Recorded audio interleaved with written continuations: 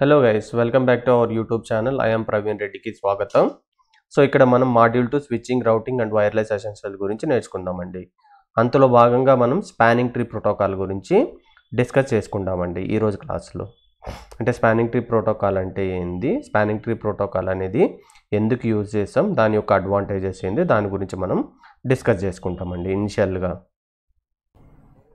So ఇక్కడ ఫైనల్గా మనం ఏమేమి ఆబ్జెక్ట్స్ అయితే నేర్చుకుంటామంటే, సో ఫస్ట్ ఈ రోజు క్లాస్లో అయితే మనం purpose of the spanning tree protocol అంటే మనకి ఏవైతే ప్రాబ్లమ్స్ ఉన్నాయంటే, అంటే explain the common problem in redundants. Redundant అంటే రిపీటెడ్ లింక్స్ ఉండడం వల్ల మనకి ఏ ప్రాబ్లం వస్తాయి అంటే, లేయర్ టు స్విచ్డ్ నెట్వర్క్ అంటే డేటా లింక్ లేయర్లో మనకి ఏ ప్రాబ్లమ్స్ ఉంటాయి వాటి గురించి డిస్కస్ చేసుకున్న తర్వాత what is the need for going spanning tree protocol and what is the advantage of the spanning tree protocol implementation గురించి అయితే నేర్చుకుంటామండి. సో అది కంప్లీట్ అయిన తర్వాత STP operation, spanning tree protocol operation ఎలా ఇంప్లిమెంట్ చేయాలి, రైట్. సో తర్వాత evolution of STP topic గురించి మనం అయితే నేర్చుకుంటామండి. సో ఇప్పుడు మీరు అబ్జర్వ్ చేసిందంటే ఫస్ట్ మనం problem with single point of link failure in layer to switches network గురించి తీసుకుందామండి. అంటే ఇక్కడ మీరు అబ్జర్వ్ చేసిందంటే నాకు ఒక స్విచ్ నుంచి ఇంకొక స్విచ్కి నేను కమ్యూనికేట్ చేయాలంటే మనకి ఏమి ఉందండి, ఇక్కడ ఒక కమ్యూనికేషన్ లింక్ ఉందండి. సపోజ్ ఫర్ ఎగ్జాంపుల్ ఇక్కడ ఇంటర్ఫేస్ FA0/14 ఉంది ఎక్కడ స్విచ్ 3లో, అలాగే స్విచ్ 4లో మనకి FA0/2 అనే ఇంటర్ఫేస్ ఉందండి. Suppose for example due to some reason ఈ FA0/14 అంటే ఈ స్విచ్ పోర్ట్ ఇంటర్ఫేస్ అనేది లింక్ డౌన్ అయింది అనుకుందామండి.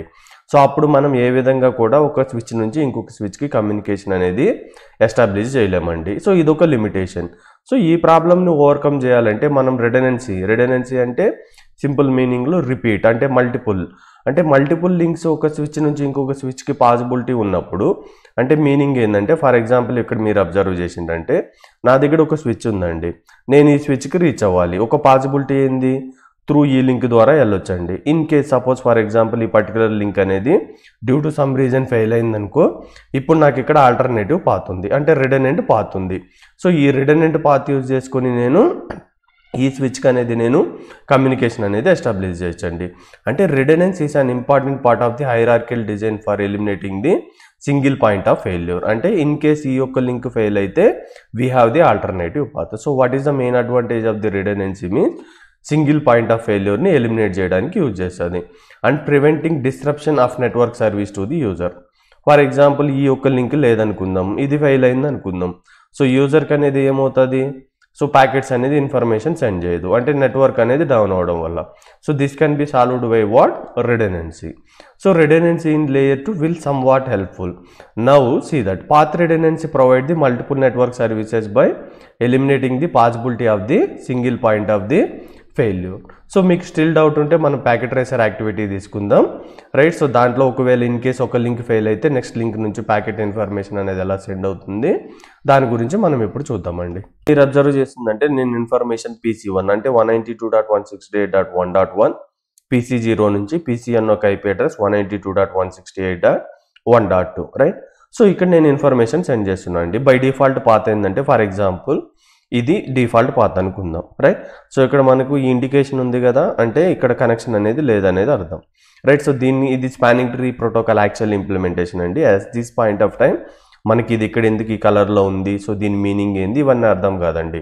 సో వన్స్ మనం రెడెనెన్స్ నెట్వర్క్ వల్ల లిమిటేషన్ తెలుసుకున్న తర్వాత నెక్స్ట్ మనం స్పానింగ్ ట్రీ ప్రోటోకాల్ ఇంప్లిమెంటేషన్ చేయడం స్టార్ట్ చేసిన తర్వాత మీకు క్లియర్ కట్గా అర్థమవుతుందండి, రైట్. ఇప్పుడు మనం ఏం డిస్కస్ చేస్తున్నామంటే redundance in network, how it helpful for the, right. So if one link fails how it can be choose the next path అంటే దాని రిలేటెడ్ ఇన్ఫర్మేషన్ మాత్రమే ఇప్పుడు మనం రెడెనెన్సీలో చదువుకుంటున్నామండి.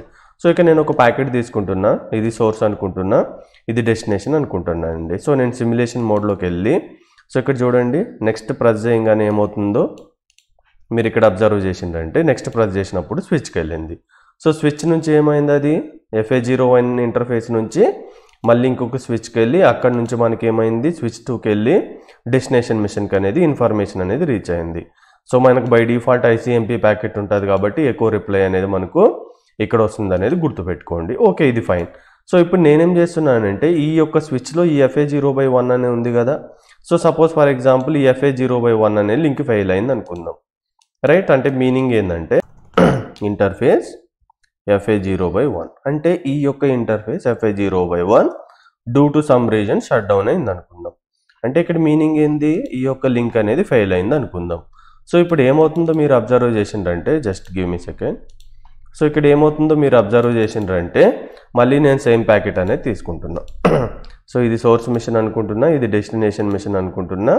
నేను సిమ్యులేషన్ మోడ్లోకి వెళ్తున్నా అండి. వెళ్ళిన తర్వాత చూడండి ఇప్పుడు, రైట్. సో ఇలా వెళ్ళిందండి. సో ఇలా వెళ్ళిన తర్వాత ఇప్పుడు చూడండి, సో నెక్స్ట్ పాత్ అనేది తీసుకునింది. ఎందుకంటే మల్టిపుల్ కనెక్షన్స్ ఉండడం వల్ల మనకి ఈ యొక్క అడ్వాంటేజ్ అనేది వస్తుంది అనేది గుర్తుపెట్టుకోండి. సో ఇప్పుడు ఈ రిడెండెంట్ తీసుకోవడం వల్ల ఏ ప్రాబ్లం వస్తుందంటే మనకు లేయర్ 2లో లూప్స్ అనేవి క్రియేట్ అవుతాయండి. అంటే లూప్స్ అంటే ఏంది, సో ఇవి క్రియేట్ అవ్వడం వల్ల ప్రాబ్లం ఏంది, వీటిని ఓవర్కమ్ చేయాలంటే మనం ఏం ఇంప్లిమెంట్ చేయాలనే దాని గురించి తెలుసుకుంటున్నామండి.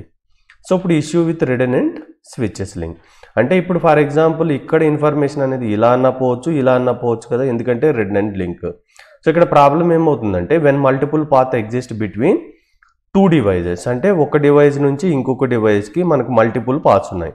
అంటే మీనింగ్ ఏంది, మనం ఇలా అన్నా వెళ్ళొచ్చు, లేదంటే ఇలా అన్నా వెళ్ళవచ్చు, రైట్. సో ఆ ethernet network for example spanning tree protocol లేదనుకుందాం, రైట్. సో ఇక్కడ ఏం క్రియేట్ అవుతాయంటే లేయర్ 2 లూప్స్ అనేవి క్రియేట్ అవుతాయండి. ఎగ్జాక్ట్గా మనం ఇప్పుడు లేయర్ 2 లూప్స్ అంటే ఏందో నేర్చుకుందామండి, right. A layer 2 loops can result the MAC address table instability. మనకు తెలుసు కదండి. సో ఇది డివైస్ లేయర్ 2 డివైస్ అనేది మ్యాక్ అడ్రస్ మీద వర్క్ అవుతుంది. అంటే మనకు ఇక్కడ మీరు అబ్జర్వ్ చేసిందంటే ప్రతి స్విచ్లో, right, so MAC address table అనేది ఉంటుంది. ఇది destination MAC address, source MAC address, ఇవన్నీ ఇక్కడ టేబుల్లో స్టోర్ చేసుకుంటుందని మనం ఇంతకుముందు క్లాసుల్లో నేర్చుకున్నాం. అంటే ఇప్పుడు ఏమవుతుందంటే ఈ లూప్ కాన్సెప్ట్ వల్ల, ఈ లూపింగ్ అవడం వల్ల ఏమవుతుందంటే మ్యాక్ అడ్రస్ టేబుల్ ఇన్స్టేబిలిటీ ఉంటుంది. అంటే లింక్ వచ్చి మళ్ళీ సాచురేషన్ అయిపోతుంది. అంటే దీనివల్ల ఏమవుతుందంటే సిపి యూటిలైజేషన్ అనేది ఎక్కువ ఉంటుంది స్విచెస్ మీద అండ్ డివైజెస్ మీద. సో దానివల్ల ఏమవుతుందంటే ఫైనల్గా మనకు నెట్వర్క్ అనేది అన్యూజబుల్గా క్రియేట్ అవుతుంది, రైట్. సో ఈ లూపింగ్ ప్రాబ్లం వల్ల ఏమవుతుందంటే సింపుల్గా మనం చెప్పుకోవాల్సిందంటే నెట్వర్క్ పనిచేయడం ఆగిపోతుంది. ఎందుకంటే మ్యాక్ అడ్రస్ ఇన్స్టేబిలిటీ, సిపి యూటిలైజేషన్స్ ఎక్కువ అయిపోతాయి, లింక్ సాచురేషన్ అయిపోతుంది. సో దీనివల్ల ప్రాబ్లం ఏమవుతుందంటే ఫైనల్గా ఆ నెట్వర్క్ అనేది అన్యూజబుల్గా అయిపోతుందండి. సో మీకు దీనికి ఎక్స్ప్లెనేషన్ కావాలంటే ఫర్ ఎగ్జాంపుల్ ఇక్కడ మీరు అబ్జర్వ్ చేసిందంటే ఒక ప్రాబ్లం వచ్చి మనం ఫర్ ఎగ్జాంపుల్ మీకు బ్రాడ్కాస్టింగ్ అంటే ఐడియా ఉంటుంది కదండి. ఫర్ ఎగ్జాంపుల్ నేను ఈ ఒక్క డివైస్ తీసుకున్నా, ఈ ఒక్క డివైస్ నుంచి నేను ఇన్ఫర్మేషన్ అనేది ఆల్ ఓవర్ నెట్వర్క్కి పంపించాలనుకుంటున్నా. సో ఫర్ ఎగ్జాంపుల్ ఇన్ఫర్మేషన్ అనేది ఇక్కడ నుంచి S2కి వెళ్ళి బ్రాడ్కాస్టింగ్ కాబట్టి ఏదైతే ఇన్ఫర్మేషన్ ఇది రిసీవ్ అయిందో ఇది తప్ప మిగతా అన్ని స్విచెస్కి అండ్ డివైజెస్కి ఇన్ఫర్మేషన్ అనేది బ్రాడ్కాస్ట్ అవుతుంది. ఒకవేళ ఇది ఇన్ఫర్మేషన్ సెండ్ చేసి వదిలేస్తే నో ప్రాబ్లం, కానీ మళ్ళీ వెనక్కి వచ్చి మళ్ళీ రన్ అవుతుంది అనుకో, అంటే సంథింగ్ ఏంటంటే ఒకసారి వెళ్ళి వచ్చితే ఓకే, మళ్ళీ రిపీట్ అవుతా వచ్చింది అనుకో, దీన్నే మనం ఏమంటారంటే లూపింగ్ కాన్సెప్ట్ అంటాం. ఈ లూపింగ్ కాన్సెప్ట్ వల్ల మ్యాక్ అడ్రస్ అనేది ఇన్స్టెబిలిటీ అవుతుంది. సో ఇక్కడ మీరు ప్రాక్టికల్గా అబ్జర్వ్ చేయొచ్చండి, రైట్. సో ఈ ప్రాసెస్ ఎలా నడుస్తుంది అనేది మీరు ఇక్కడ చూడొచ్చండి. ఇప్పుడు ఇక్కడ ఏమైందో మీరు అబ్జర్వ్ చేయండి. సో ఫస్ట్ ప్యాకెట్ అనేది ఇన్ఫర్మేషన్ అనేది సో PC1 నుంచి ఎక్కడ స్విచ్కి వెళ్ళిందండి. సో PC1 ఎక్కడి నుంచి స్విచ్ FA0/11 నుంచి రిసీవ్ చేసుకునిందండి ప్యాకెట్. సో అది కంప్లీట్ అయిన తర్వాత ఇప్పుడు బ్రాడ్కాస్ట్ ఫ్రేమ్ కాబట్టి 255 అడ్రస్ కాబట్టి ఇది అన్ని ఇంటర్ఫేస్కి పంపిస్తుంది ఎక్సెప్ట్ ఎక్కడి నుంచి అయితే రిసీవ్ చేసుకుందో. Okay fine. సో ఇక్కడ నుంచి ఇక్కడికి వెళ్ళిపోయింది అండ్ డివైస్ అనేది ప్యాకెట్ తీసుకుంటుంది.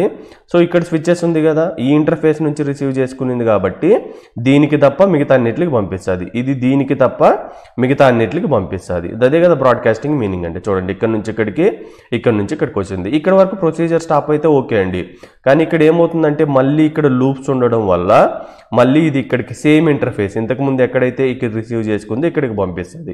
ఎందుకు పంపిస్తుంది అంటే ఇప్పుడు ఇక్కడ నుంచి ఇక్కడికి ఇన్ఫర్మేషన్ రిసీవ్ అయింది కాబట్టి సో ఈ పోర్టుకి తప్ప మిగతా అన్ని పోర్టులకి పంపిస్తుందండి. సో దీన్నే మనం ఏమంటారంటే మళ్ళీ చూడండి ఫస్ట్ నుంచి మళ్ళీ లూపింగ్ అనేది స్టార్ట్ అవుతా వెళ్తుంది.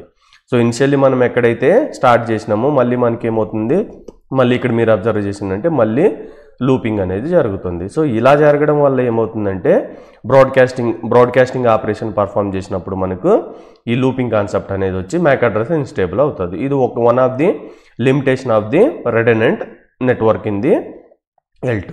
సో ఇప్పుడు చూడండి ఇంకొక పాయింట్ మీరు గుర్తుపెట్టుకోవాల్సిందంటే బ్రాడ్కాస్ట్ ఫ్రేమ్స్ అనేది are not only the types of the frame that are affected by the loops, right. So ఇది right unknown unicast frame sent onto it looping also will be having the effect on the loops. అంటే only broadcast ఫ్రేమే కాదు, మనం unknown unicast frame పంపించిన ఇలాంటి kind of situations అనేది మనకు అక్కడ అవుతుంది, అది గుర్తుపెట్టుకోండి. సో ఇది వన్ ఆఫ్ ది పారామీటర్ అండి. నెక్స్ట్ ఇంకొక మెయిన్ డ్రాబ్యాక్ ఏంటంటే మీరు ఇక్కడ అబ్జర్వ్ చేసిండ్రంటే రైట్. సో దిస్ వన్, ఈ రిడెండెన్సీ వల్ల మెయిన్ ప్రాబ్లం ఏంటంటే ఇప్పుడు చూడండి, సో ఒకవేళ ఇలా ఇన్ఫర్మేషన్ వెళ్ళిన తర్వాత ఇలా సెండ్ చేసి మళ్ళీ కొంత టైం తర్వాత మళ్ళీ లూపింగ్ అక్కర్ అవుతుంది కదా. So that is okay. Now broadcast storm అంటే ఏంటంటే బ్రాడ్కాస్టింగ్లో తుఫాన్ అని మనం చెప్పొచ్చు. సో దీనివల్ల ఏమవుతుందంటే a broadcast storm is abnormally high number of the broadcast overwhelming the network during a specific amount of the time, right? So it can disable a network within second by overwhelming switches and end devices. So ఈ broadcast తుఫాన్ వల్ల ఏమవుతుందంటే with in fraction of సెకండ్లో switches ఆ devices మొత్తం overwhelm అయిపోతాయి. So దీనివల్ల ఆ డివైస్ అనేది అన్యూజబుల్గా, అంటే మ్యాక్ అడ్రస్ టేబుల్ అవన్నీ పోతాయి. సో దానివల్ల అన్యూజబుల్గా తయారవుతుంది. అంటే బ్రాడ్కాస్ట్ స్ట్రామ్ అనేది కెన్ బి కాజ్డ్ బై ఈ hardware problem such as faculty, అంటే ఇక్కడ సచ్ యాజ్ ఫాల్టీ అంటే ఇక్కడ నెట్వర్క్ ఇంటర్ఫేస్ కార్డు ఉంటుంది కదా దానివల్ల, లేదంటే layer 2 loops in the network. మనం ఇంతకుముందు ఏదైతే డిస్కస్ చేసినామో ఆ లేయర్ 2 లూప్స్ మీరు ఇక్కడ అబ్జర్వ్ చేసిందంటే మీకు క్లియర్గా అర్థమవుతుంది.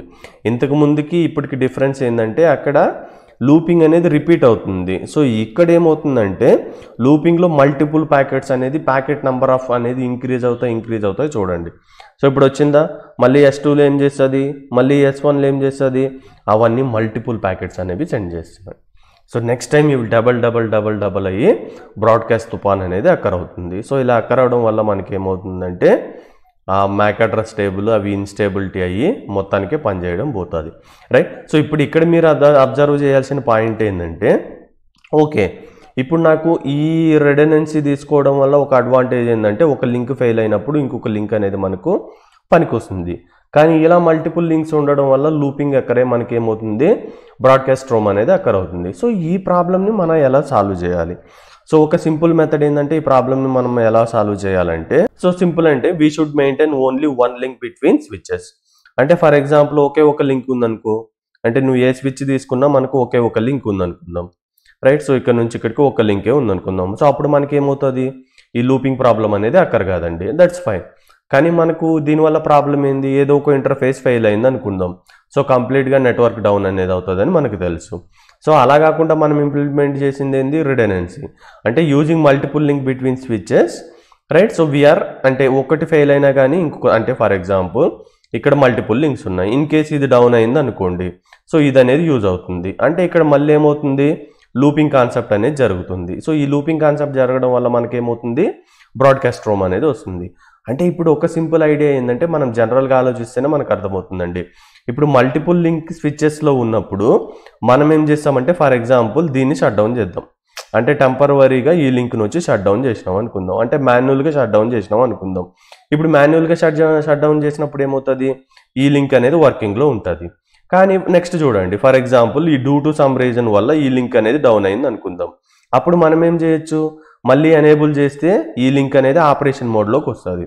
ఎందుకంటే షట్ డౌన్ చేసింది మళ్ళీ ఆపరేషన్ మోడ్లోకి వస్తుంది కాబట్టి మనకు ప్రాబ్లం అనేది రెక్టిఫై అవుతుంది. ఇప్పుడు సో లూపింగ్ అనేది అక్కర కాకుండానే మనకు ప్రాబ్లం అనేది సాల్వ్ అవుతుంది.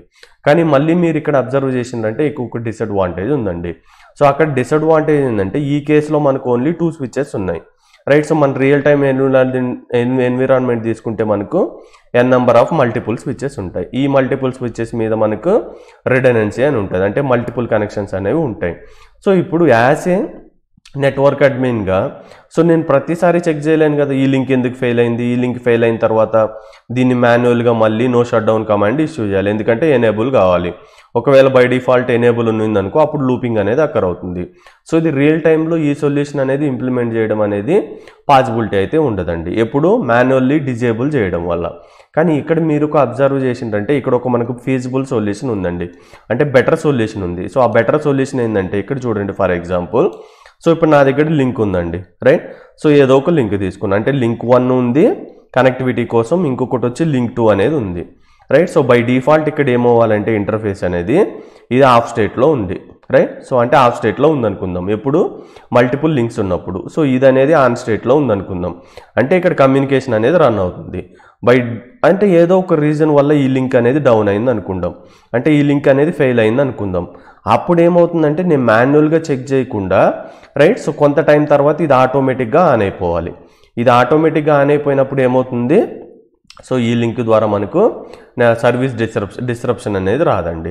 ఒకవేళ ఫర్ ఎగ్జాంపుల్ మళ్ళీ ఆఫ్టర్ సమ్ టైం తర్వాత ఈ లింక్ అనేది మళ్ళీ అప్ అయింది అనుకుందాం, సో ఇది ఆటోమేటిక్గా డౌన్ అయిపోవాలి. ఏంది, మాన్యువల్ ఆపరేషన్ కాదండి, సో ఆటోమేటిక్గా అయిపోవాలి. సో ఇలా ఇంప్లిమెంట్ చేస్తే మనకి ఏమవుతుందంటే సో మల్టిపుల్ కనెక్షన్స్ ఉంటాయి రైట్, సో లూపింగ్ కాన్సెప్ట్ అనేది అవాయిడ్ అవుతుంది. ఇది మాన్యువల్గా కాదు, ఆటోమేటిక్గా పర్ఫామ్ చేయాలి. సో ఇలా ఎవరు పర్ఫామ్ చేస్తారంటే here we have something called as the spanning tree protocol in the layer 2 right. So automatically blocks the extra links or path using the spanning tree, right? So to prevent the issue from occurring of the redundant network, some type of the spanning tree must be enabled on the switches. So spanning tree is enabled by default on the Cisco switches to prevent the layer 2 loops from occurring, right? So దీనికోసం మనం ఎగ్జాక్ట్గా ఏం నేర్చుకుంటున్నామంటే spanning tree protocol అనేది నేర్చుకుంటున్నాం. So ఇప్పుడైతే మీకు ఒక idea ఉంటుంది, సో స్పానింగ్ ట్రీ ప్రోటోకాల్ అనేది మనం ఎందుకనేది ఇంప్లిమెంట్ చేయాలనేది. ఇప్పుడు చూడండి, ఫర్ ఎగ్జాంపుల్ మీకు ఇంతకుముందు ఇది ఎగ్జాక్ట్గా ఏందో తెలియదు అనుకుంటున్నాం కదా, అంటే బై డిఫాల్ట్ ఇక్కడ మనకి ఏమైందంటే స్పానింగ్ ట్రీ ప్రోటోకాల్ అనేది ఎనేబుల్ అయింది. ఇప్పుడు చూడండి, beauty of the spanning tree protocol మీకే తెలుస్తుంది. నేను ఒక ప్యాకెట్ తీసుకుంటున్నా, ఇది సోర్స్ అనుకుంటున్నా, ఇది డెస్టినేషన్ అనుకుంటున్నా, సేమ్ కాన్సెప్ట్ ఇంతకుముందు మనం ఏమైతే డిస్కస్ చేసినామండి right. So give me second. So this is my source machine, this is my destination machine right. So ఇప్పుడు మనకు రన్ చేసినప్పుడు ఏమైంది, సో ఇలా ఇన్ఫర్మేషన్ అనేది రీచ్ అవుతుంది రైట్. సో ఇక్కడ చూడండి, ఆటోమేటిక్గా ఈ లింక్ అనేది బ్లాకింగ్ స్టేట్లో ఉంది right. So okay fine. So ఇప్పుడు నేనేం చేస్తున్నానంటే for example due to some reason ఈ FA0/1 అనే లింక్ని షట్ డౌన్ చేస్తున్నా right. So enable, so link ఏందండి మనకు FA0/1, సో షట్ డౌన్ అనేది చేసిన. ఇప్పుడు చూడండి, నేనేం ప్రెస్ చేయట్లేదు, ఏం చేస్తలేదు, నేను కామ్గా ఉన్నా. ఇప్పుడు ఇది చూడండి, దీన్ని అబ్జర్వ్ చేయండి, కొంత టైం తర్వాత ఏమవుతుందో ఇది అంటే by default spanning tree protocol అనేది BPDU మెసేజెస్ సెండ్ చేయడం వల్ల ఏమవుతుందంటే అది నెట్వర్క్లో లింక్ ఫెయిల్యూర్ అనేది ఎక్కడ ప్రాబ్లం ఉందని చెక్ చేసుకొని ఆటోమేటిక్గా మనకి ఏదైతే ఆల్టర్నేటివ్ పాత్ ఉందో ఆల్టర్నేటివ్ పాత్ని అదే యాక్టివేట్ చేసుకుంటుంది. ఇంతకుముందు నేను చెప్పాను కదా, మాన్యువల్ షట్ డౌన్ కాకుండా ఆటోమేటిక్గా పర్ఫామ్ చేసుకోవాలని. అది ఎవరు పర్ఫామ్ చేస్తారంటే స్పానింగ్ ట్రీ ప్రోటోకాల్ అనే వాళ్ళు పర్ఫామ్ చేస్తారండి. చూడండి, ఇప్పుడు చూడండి ఇక్కడ, సో ఇది ఆటోమేటిక్గా ఏమైంది, మనం ఏం చేయలేదండి, మనం ఎక్కడ వెళ్ళి నో షట్ డౌన్ కమాండ్ ఏమి యూజ్ చేయలేదు, ఇది ఆటోమేటిక్గా అనేది ఎనేబుల్ అయిపోయింది. సో మళ్ళీ మీరు ఒక ప్యాకెట్ తీసుకొని ఇక్కడ నుంచి ఇక్కడికి మీరు పంపించినట్లయితే ఇప్పుడు చూడండి, బై డిఫాల్ట్ ఆ లింక్ అనేది ఫెయిల్ అయింది కదా. సో లింక్ అనేది ఫెయిల్ అయ్యడం వల్ల మనకి ఏమైంది, ఆటోమేటిక్గా ఆల్టర్నేటివ్ పాత్ అనేది క్రియేట్ అయింది అనేది మీరు అర్థం చేసుకోవాలి. ఇన్ కేసెస్ మళ్ళీ ఫర్ ఎగ్జాంపుల్ ఈ లింక్ అనేది ఆఫ్టర్ సమ్ టైం అప్ అయింది అనుకుందాం, అంటే ఇప్పుడు నేనేం చేస్తున్నా అంటే మళ్ళీ చూడండి, సో కమాండ్ ఏంటండి, ఇంటర్ఫేస్ FA0/1 కదా, సో నో షట్ డౌన్ అనే కమాండ్ యూజ్ చేస్తున్నాను నేను. అంటే మళ్ళీ నేను ఏదైతే ఇక్కడ లింక్ ఉందో ఈ లింక్ని నేను అప్ చేస్తున్నానండి. సో ఇలా చేయడం వల్ల ఆఫ్టర్ సమ్ టైం ఏమైందో చూడండి, మళ్ళీ ఇది బ్లాకింగ్ మోడ్లోకి వెళ్ళిపోయింది, ఇది ఫార్వర్డింగ్ స్టేట్లోకి వచ్చింది. సో స్పానింగ్ ట్రీ ప్రోటోకాల్ ఎలా వర్క్ అవుతుంది, ఆటోమేటిక్గా ఇది ఏది రూట్ బ్రిడ్జ్ తీసుకుంటుంది, సో వీటిలన్నీ మనం నెక్స్ట్ క్లాస్లో డిస్కస్ చేసుకుందామండి. సో ఇంపార్టెంట్ పాయింట్ ఏంటంటే స్పానింగ్ ట్రీ ప్రోటోకాల్ యొక్క అవసరం ఏముంది రైట్. సో రిడెండెన్సీ నెట్వర్క్ వల్ల ప్రాబ్లం ఏముంది, బ్రాడ్కాస్టింగ్ స్ట్రోమ్ అక్కడం వల్ల వాటిని ఎలా ఓవర్కమ్ చేయాలి, ఆ ఓవర్కమ్ చేయడం వల్ల మనం హ్యాపీగా అంటే డిస్రప్షన్ సర్వీస్ ప్రాబ్లం నుంచి మనం ఎలా ఓవర్కమ్ చేయాలనేది ఎగ్జాక్ట్గా ఈ క్లాస్లో మనం నేర్చుకున్నామండి రైట్. సో ఐ హోప్ మీకు ఈ వీడియో అర్థమైంది అనుకుంటున్నా. వీడియో అర్థమైందని మీకు అనిపిస్తే, అంటే మీకు యూస్ఫుల్ అయిందని మీకు అనిపిస్తే please do like, share, subscribe my channel, and thank you very much. Have a nice day.